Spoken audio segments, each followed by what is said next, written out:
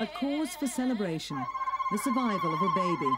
But for some of the guests here, survival has become an everyday struggle.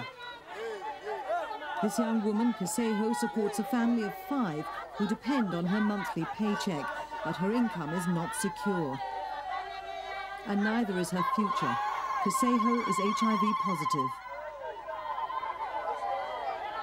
I blame myself. I was frustrated, shocked. I was denying myself, stigmatizing, all those things. So later I accepted myself. This was a country with such high hopes. Botswana is the richest non-oil producing country in Africa. The discovery of diamonds 1 year after independence transformed this country of 1.6 million people. 30 years ago, Botswana had only 6 kilometers of paved road. Now it has 6,000. Then it had 10 graduates.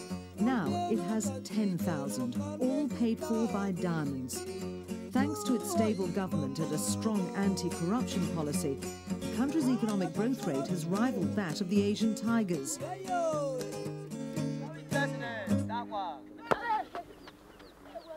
But now Botswana is faced with a human and economic disaster. 1 in 3 of these young men is not likely to see his 30th birthday.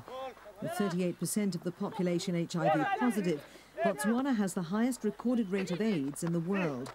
Tackling the disease head-on is the only way the country will avoid its greatest threat, seeing its workforce simply fade away. That productivity levels will suffer. And as the Botswana economy gets more integrated into the world economy, we're going to find it hard to compete. As our workforce gets sick, we see people not going to work in the numbers, or rather as often as they ought to. We see people not concentrating sufficiently in their work.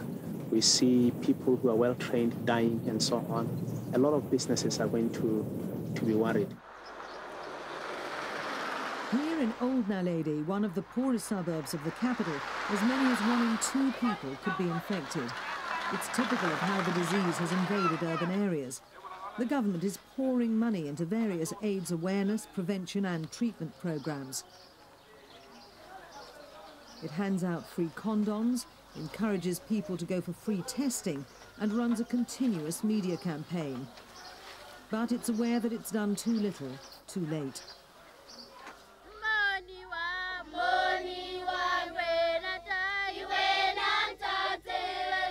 These children have already been orphaned by AIDS, and some of them may be infected too. But most of the youngest ones will survive. The government recently put all HIV-infected women on antiretroviral drugs 34 weeks into their pregnancy to stop them passing the virus onto their babies. For Botswana's children, it's been a huge success. With the country's graveyards filling fast, the government realizes it must do more. It's introducing free antiretroviral drug therapy to its AIDS population. By being one of the first countries in Africa to do so, Botswana is hoping to keep its workforce alive longer. The drugs do not cure AIDS, but make HIV a manageable illness. For Kesego and her family who are living with HIV, the arrival of free antiretroviral therapy cannot come too soon. We have lost our cousins, brothers and sisters throughout this country. And the problem, they said, they have something from the witchcraft, they were given poisons. So they are really stigmatizing this disease. That's the main problem. So people, they are dying. They don't accept themselves, because once we have accepted ourselves, everything is going to be okay.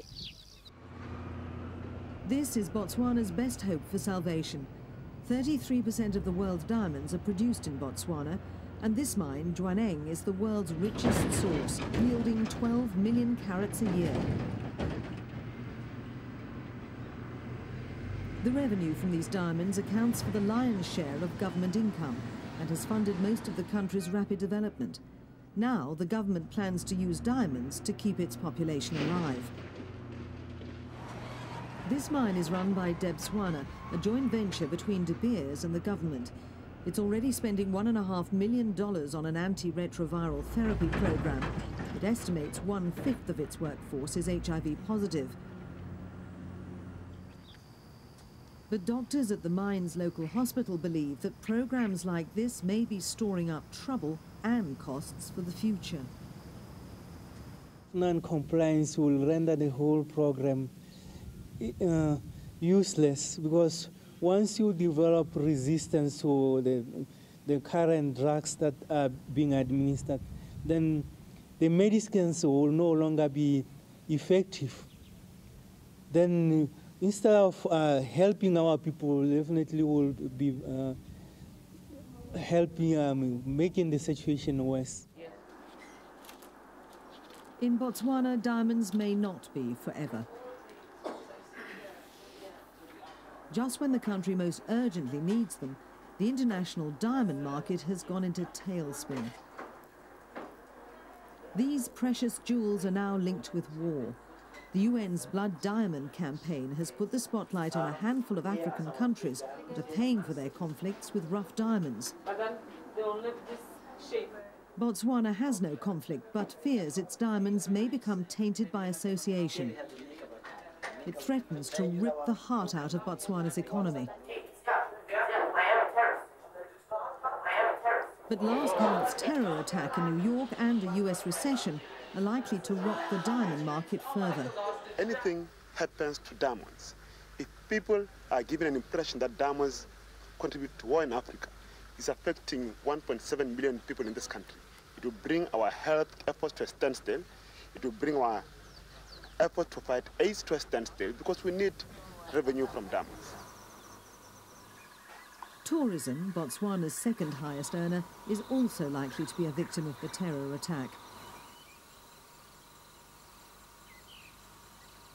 The industry here is tailored towards the wealthy few, and the government is planning to build more luxury lodges.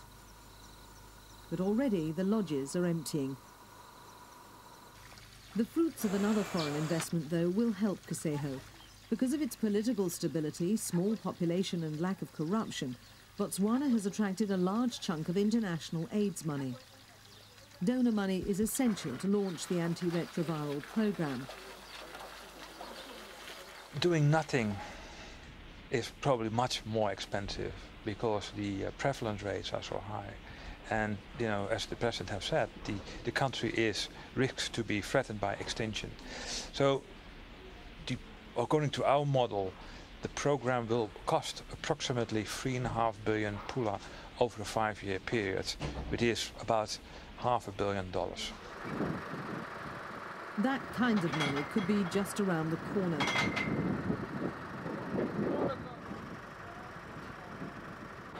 Here in the Kalahari desert, a new natural resource was discovered earlier this year. The find has been described as promising and could be worth hundreds of millions of dollars. It could supply not only the country's entire energy demands, but also bring in huge export revenue. Botswana has found gas. Now its future may still lie in carbon, but instead of diamonds, it's the methane gas stored in these coal deposits that could be Botswana's best hope.